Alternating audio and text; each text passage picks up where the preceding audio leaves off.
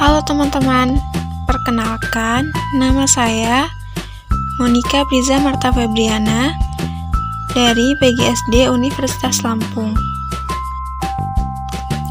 Pada kesempatan kali ini, saya akan menyampaikan materi sosiologi pendidikan mengenai penyebab rendahnya kualitas pendidikan di Indonesia.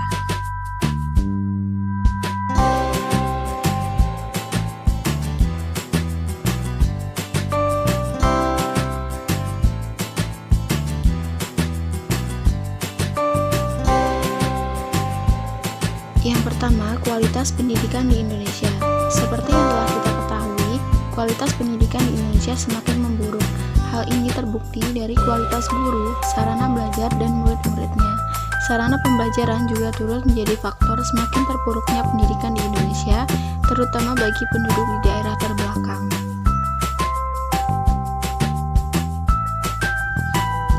Presiden memaparkan beberapa langkah yang akan dilakukan oleh pemerintah dalam rangka meningkatkan kualitas pendidikan di Indonesia, antara lain yaitu 1. Meningkatkan akses terhadap masyarakat untuk bisa menikmati pendidikan di Indonesia. Tolak ukurnya dari angka partisipasi. 2. Menghilangkan ketidakmerataan dalam akses pendidikan, seperti ketidakmerataan di desa dan kota serta gender. 3. Meningkatkan mutu pendidikan dengan meningkatkan kualifikasi guru dan dosen, serta meningkatkan nilai rata-rata kelulusan dalam ujian nasional. 4. Pemerintah akan menambah jumlah jenis pendidikan di kompetensi atau profesi sekolah kejurusan untuk menyiapkan tenaga siap pakai yang dibutuhkan. 5. Pemerintah berencana membangun infrastruktur seperti menambah jumlah komputer dan perpustakaan di sekolah-sekolah. 6. Pemerintah juga meningkatkan anggaran pendidikan. Untuk tahun ini dianggarkan 44 triliun rupiah. 7. Penggunaan teknologi informasi dalam aplikasi pendidikan. 8. Pembiayaan bagi masyarakat miskin untuk bisa menikmati fasilitas pendidikan. Penyebab rendahnya kualitas pendidikan di Indonesia. 1. Efektivitas pendidikan di Indonesia. Pendidikan yang efektif adalah suatu pendidikan yang memungkinkan peserta didik untuk dapat belajar dengan mudah, menyenangkan, dan dapat tercapai tujuan sesuai dengan yang diharapkan. Dengan demikian, pendidik, dosen, guru, instruktur, dan trainer dituntut untuk dapat meningkatkan keefektifan pembelajaran agar pembelajaran tersebut dapat berguna. Efektivitas pendidikan di Indonesia sangat rendah.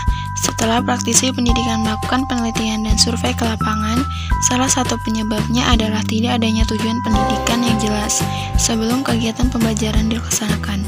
Hal ini menyebabkan peserta didik dan pendidik tidak tahu goal apa yang akan dihasilkan sehingga tidak mempunyai gambaran yang jelas dalam proses pendidikan.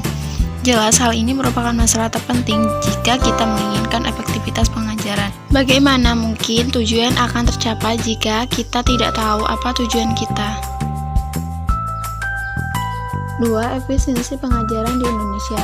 Beberapa masalah efisiensi pengajaran di Indonesia adalah mahalnya biaya pendidikan, waktu yang digunakan dalam proses pendidikan, mutu pengajar, dan banyak hal lain yang disebabkan kurang efisiennya proses pendidikan di Indonesia, yang juga berpengaruh dalam peningkatan sumber daya manusia Indonesia yang lebih baik. 3. Standarisasi pendidikan di Indonesia. Jika kita ingin meningkatkan mutu pendidikan di Indonesia, kita juga berbicara tentang standarisasi pengajaran yang kita ambil. Tentunya, setelah melewati proses untuk menentukan standar yang akan diambil, dunia pendidikan terus berubah. Kompetensi yang dibutuhkan oleh masyarakat terus-menerus berubah, apalagi di dalam dunia terbuka, yaitu dalam dunia modern dalam era globalisasi. Peserta didik di Indonesia terkadang hanya memikirkan bagaimana agar mencapai standar pendidikan saja, bukan bagaimana cara pendidikan yang diambil efektif dan dapat digunakan. Tidak peduli bagaimana cara agar memperoleh hasil atau lebih spesifiknya nilai yang diperoleh. Yang terpenting adalah memenuhi nilai di atas standar saja. Selain itu, akan lebih baik jika kita mempertanyakan kembali apakah standar pendidikan di Indonesia sudah sesuai atau belum.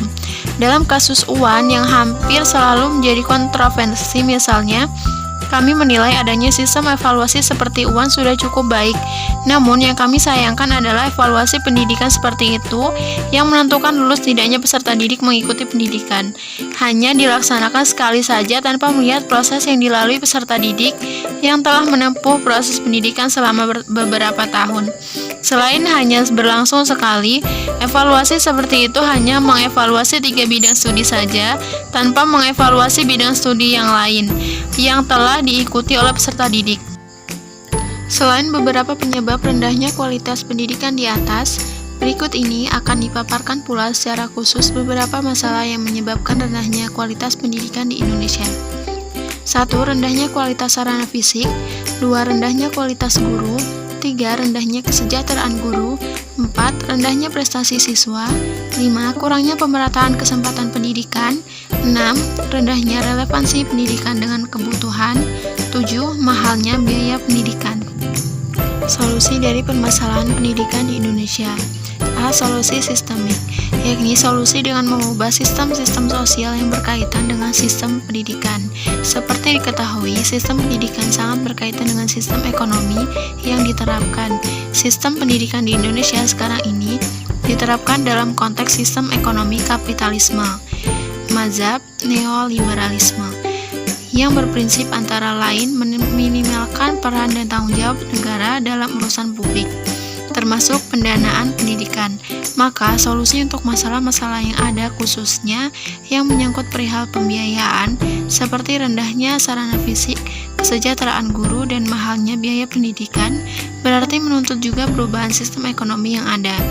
Maka sistem kapitalisme saat ini wajib dihentikan dan diganti dengan sistem ekonomi Islam yang menggariskan bahwa pemerintahlah yang menanggung segala pembiayaan pendidikan negara. B. Solusi teknis, yakni solusi yang menyangkut hal-hal teknis yang berkaitan langsung dengan pendidikan. Solusi ini misalnya untuk menyelesaikan masalah kualitas guru dan prestasi siswa. Maka solusi untuk masalah-masalah teknis dikembalikan kepada upaya-upaya praktis untuk meningkatkan kualitas sistem pendidikan. Demikian materi yang dapat saya sampaikan. Semoga bermanfaat. Sampai bertemu di video pembelajaran selanjutnya. Saya akhiri. Wassalamualaikum warahmatullahi wabarakatuh. Terima kasih.